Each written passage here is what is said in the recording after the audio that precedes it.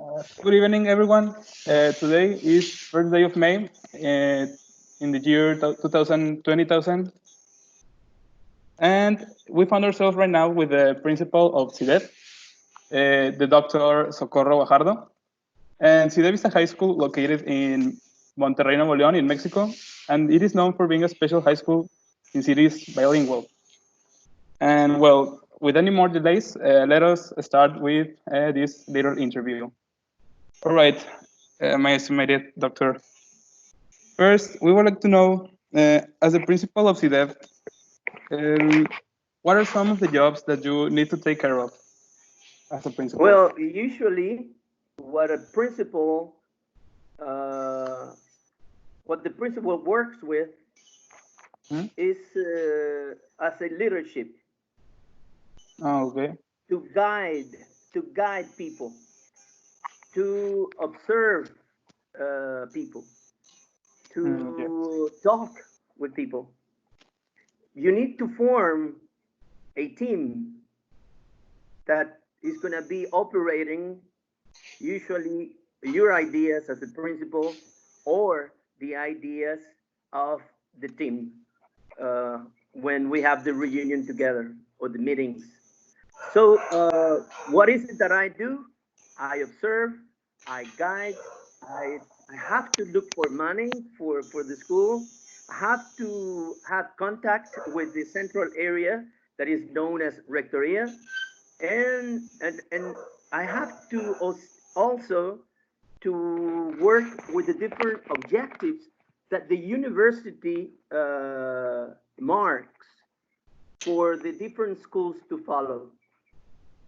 Like, No. for example, in this case, we have visions, we have missions, we have political objectives, we have quality control departments that follows you as a school.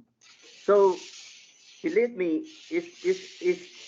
it seems easy to be a principal, and it is when you have a good team to work with. But if you choose the wrong people, and then it's going to be hell for you All because right. you're going to have to be working every idea, every program by yourself. And it's just totally stressful. It's almost Mhm. impossible to do. What were your thoughts of the educational system of the institution when you started working as a principal here at CIDEF? No, don't, okay. Don't forget that I've been principal in two different schools. Oh, really? Oh yes, I was a principal at high school number 22 for Oh, Guadalupe, Linda Vista, with 5,000 students and 300 people that work for as administrators and teachers. But at CIDEV, when I arrived at CIDEV in 2004, I received a school, believe me, with no programs or with the programs that were very, very rustic. There mm, were no standardized exams. The teachers used to do whatever they wanted to do without any control. The books that they were using in those days were very obsolete, and or they were more or less good for the moment. But the point here is that we almost started the whole thing from zero, mm. from the ground.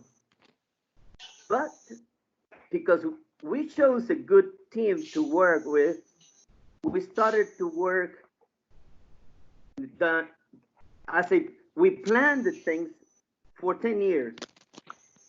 In 2004, No. we knew where we were going to be in 10 years after 2004. That it was 2014. All right. So, believe me, what we were seeing in 2004 has nothing to do what we're doing right now with technology like we're doing it at this moment. Oh, Or the other one is that we only had one program. We had the bilingual program only. Oh, yes. It didn't exist, the international program. The international program, the BI, started in 2004 when it was approved. How has the educational system evolved during the years at CIDEP? How can you repeat the question, please? Yes. Because your microphone is it's not too clear. Okay. One more How time. has the educational system evolved during the years at CIDEP? I just explained it a minute ago. In 2004, for example, I'm going to give you an example.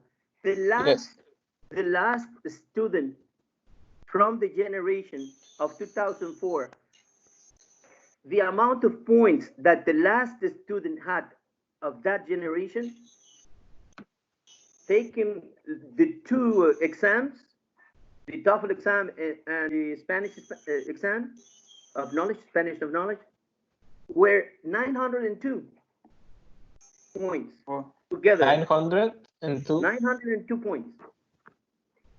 Right now, the minimum, the last one of the generation, of the last generation that arrived, that is, what is your semester? Fourth Yes. semester? Well, your generation, the last one was almost 1,000 points. 1,000 points, 100 points of difference between the generation of 2004 when I arrived as a principal. Yes. And it was the last student with the minimum amount of points to access CDEP. The last one in your generation was 998 points, almost 100 points of difference. So with that, I'll give you the answer. It evolved, the students evolved, they were more responsible, they communicate their ideas in English much better. They took the responsibility seriously, and the kind of student that we have right now, like in your cases, as the students, are more strict with yourselves. You are more responsible. You use the technology in a way that you have the chip integrated in your brain. Yes. It's totally different. Do you consider that different social movements had influence in the high school's educational system? No, I don't think No? so. No, I think that what influenced more is not the social movements. What role have parents played in the progress of institutions' education evolution?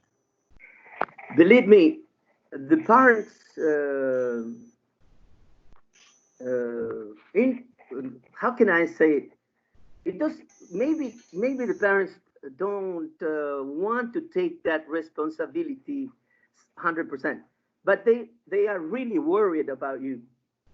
But because they know that you are in a school, that the quality control department works very hard to have a standard, international standard of what you're doing in the classroom, of what the way our teachers prepare their subjects and their classes, the way you as a student that use the technology and can research information from many different ways, many different countries and many different sites. That's why the parents are a little bit more comfortable in our school than in some other schools. How has the international standards affected the institution's education? No, the international standards do not affect the education in Mexico. They help our system of education system, the national one. Because if you see most of the new programs from the Secretaría de Educación all over the nation, it's like a copy of the international baccalaureate. What were your influences in the high school educational system? IDEF invented, formed the bilingual progressive program for our necessities. When the last rector, Jose Antonio Gonzalez, saw the program, he decided that the bilingual progressive program had to be a program for all the different high schools of the system of the University of Nuevo León. And right now, 27 high schools of 29, if I'm not wrong, I think it's 27, 28, have a bilingual program. Do you think the teachers' initiative has helped improve the institution educational system? Definitely. Without the intervention, without the ideas, without the work, without the operation of the teachers in our high schools, specifically in our high school, it would be almost impossible to have the quality that our school has in this moment. Believe me, there is no way we can work without the teachers giving us ideas. How the conditions have been defined at CIDEP as students generations past? The way you think and the way the students of 3 years ago thought where is totally different. Mm-hmm. And why? Because you have more influence of technology. You can hear more ways of thinking, positive, negative, neutral. You can listen to Nobel prizes. You can listen to your friends. You can say a bunch of dumb things, but you can also find a lot of information from the internet. So nothing to do. 3 years ago, the students were more passive. The students were less active through the computers, through the internet. How would you rate these high schools, CIDEP's educational system? How I rate it? Yes. From one number to one number? Well, for example, from 0 to 10? 9.5. 9.5. 9.5? Yes, of course. I'm the principal. That's good. Well, thank you very much. If you have the opportunity to share this information with your parents or with your friends or whoever, it doesn't matter. Okay. It worked perfectly well. We didn't say bad words. We didn't say dumb things. We usually analyze each question to give an answer, the best answer that we could give. Thank you very much. Thank you. Yes, we decided to Thank end you. the recording. Bye-bye.